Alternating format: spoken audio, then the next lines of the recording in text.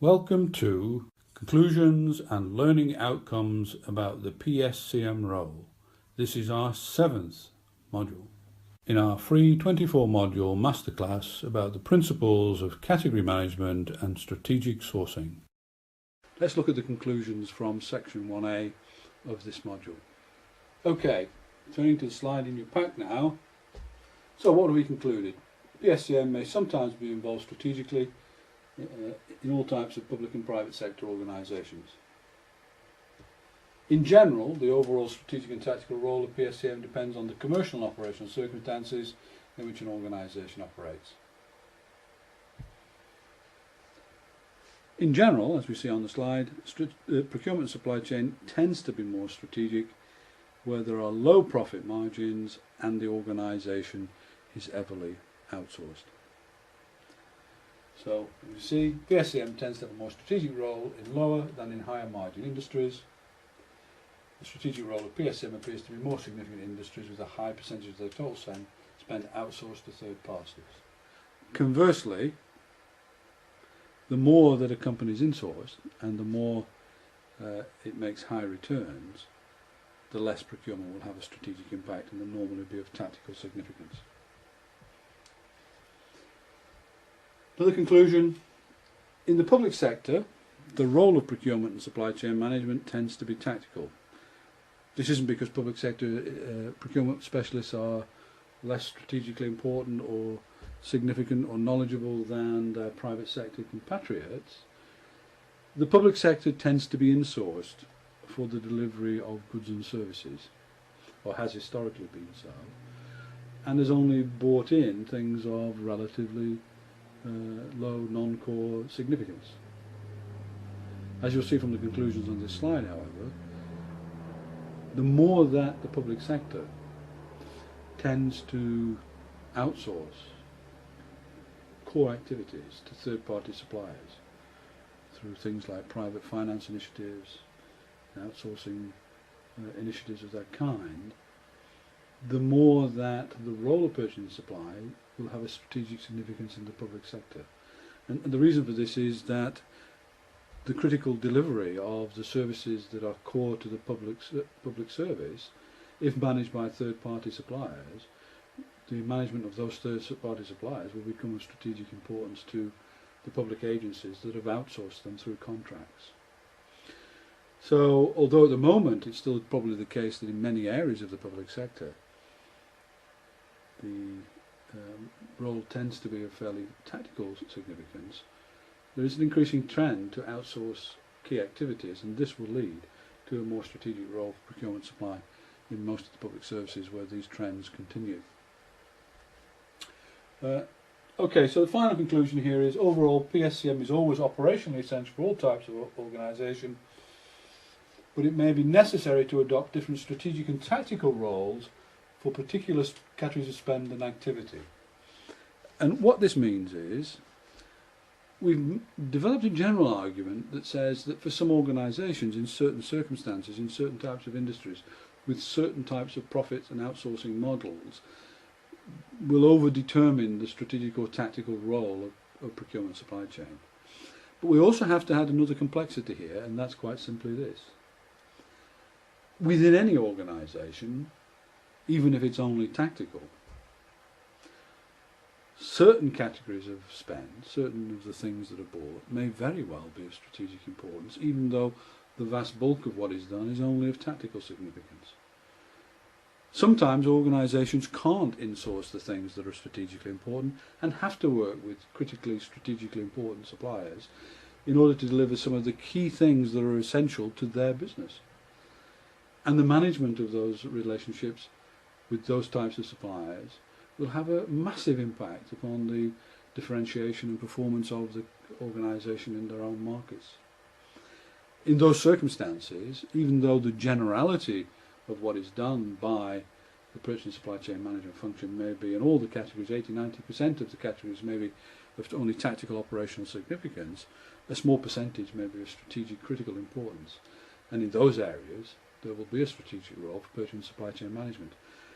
The irony is, however, in my experience, that when that is the case, purchasing and supply chain management rarely is given responsibility for managing those categories of spend. They're normally managed by senior line managers or general functional managers within the business, which takes us back to where we started. We started with a discussion about the issue of role, responsibility, authority and accountability, and we concluded that this is a complex issue that leads to a competence gap around procurement supply chain competence, or the lack of it, in line managers and within functional category managers. So in those organisations where there's only a tactical role and some categories are strategic, we tend to have a high level of incompetence, in my experience, in strategic categories of spend. A classic example of this would be the numerous examples I've been involved in of senior managers, line managers and group functional managers making disastrous make-buy decisions about IT and telecommunications outsourcing without fully understanding anything about post-contractual leverage and dependency, leading to complete negation of contracts, disastrous outsourcing deals that don't deliver any of the things that we're supposed to, which would be perfectly understandable if people who've got any competence in procurement supply had been involved in some of these deals. And this goes beyond just simple IT outsourcing to major companies outsourcing core competencies to suppliers and creating dependencies, whether on brand names, loss of key skills to suppliers and so on, that is seen regularly when people with purchasing supply chain competence are called in to look at the great disasters in procurement in many organisations. Obviously I'm not going to give names to any of these, but I've been involved in a huge number of examples of reviews of strategies, often led in strategic critical areas by line managers and functional managers who did not have the requisite procurement supply chain competence. So unfortunately, if it's strategically important, procurement supply chain tends to have the competence because the function has it. If it's tactical, even when the categories are strategic, there normally is a huge competence gap. Anyway, that's been my experience. Anyway, I hope you got something out of that. And so let's turn now to the final conclusions. How and in what way should PSCM be managed within an organisation? Well, this depends on contingent circumstances. Contingent circumstances is just a shorthand for saying the circumstances under which you manage will vary and change across time and across organisation and industry. What you should do depends on the circumstance you're in. We can provide you with general principles, but you have to choose wisely from the things that are available to you. Hopefully from doing this module you'll understand that sometimes pursuing what would be strategically important to the organisation is something you should consider, and other times it will only be of tactical significance. Key variables that need to be understood about changing circumstances: you really need to understand the structure of make-buy. That means make-buy means insourcing, outsourcing, structure of the specific industry or sector that you're working in, what the historic trend rate of profitability is in those industries, and the overall strategy of the organisation. Only by understanding these three variables is it possible for you to understand to what extent you should be asking for the highest levels of time and resource and commitment from the organisation, because these three factors will have a significant bearing on the relative strategic or tactical importance of PSCM as a function, as a competence in the organisation.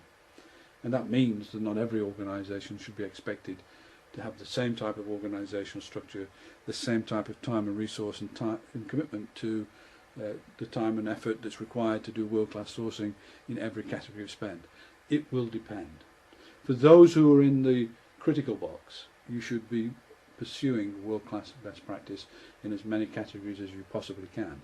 For those who are in the more transactional boxes, who are professional services companies, well, maybe you'll never be able to make the case to be world-class, but you could try and be best in class for somebody who operates in that type of industry and pursue high levels of time and resource for those strategically important categories of activity that are of strategic importance to the organisation. Okay, so in this final section now, I'm just going to go through quite quickly the major learning outcomes that we hope you've got from taking this module, or at least this section of the module. So from section 1A, first learning outcome: purchasing supply chain covers all pre-contractual acquisition and post-contractual management activities. The role of PSCM always generates tensions with line operations and other functions over role, responsibility, authority and accountability. In outcome 3, there are many potential organisational solutions ranging from centralised through hybrid solutions to decentralised. Most organisations tend to be hybrids. Then in outcome 4, competence development will be suboptimal if it is confined only to the PSCM function.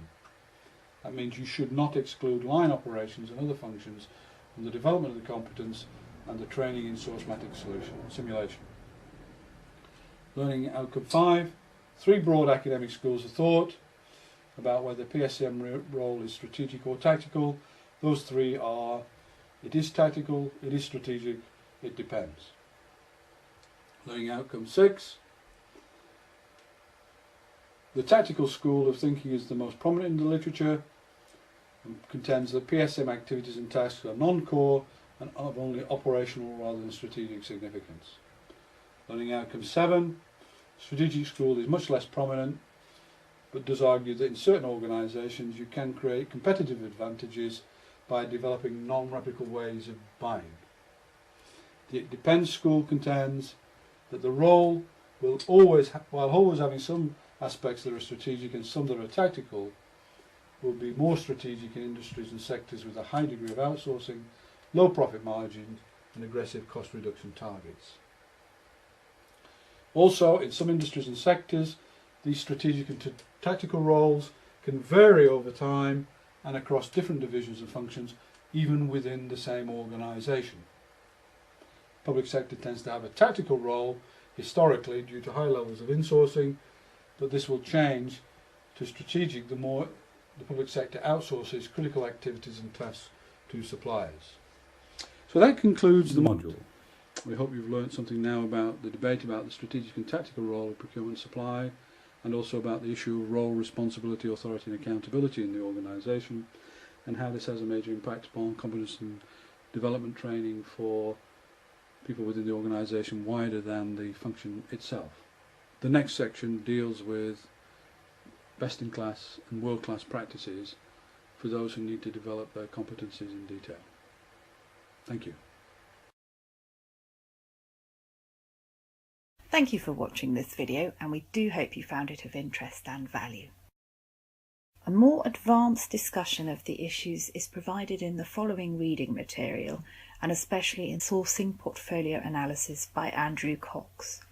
This book is available from www.amazon.co.uk. In the Principles of Category Management and Strategic Sourcing Masterclass, there are 24 modules. These 24 modules are available to view within 5 sections. An introduction module. In Part A, the role of procurement and supply chain management, there are 6 modules. In Part B, world-class and best-in-class category management and strategic sourcing, there are 2 modules.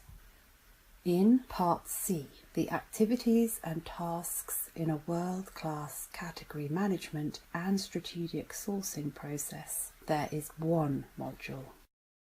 In Part D, the principles of buyer and supplier exchange, there are 14 modules.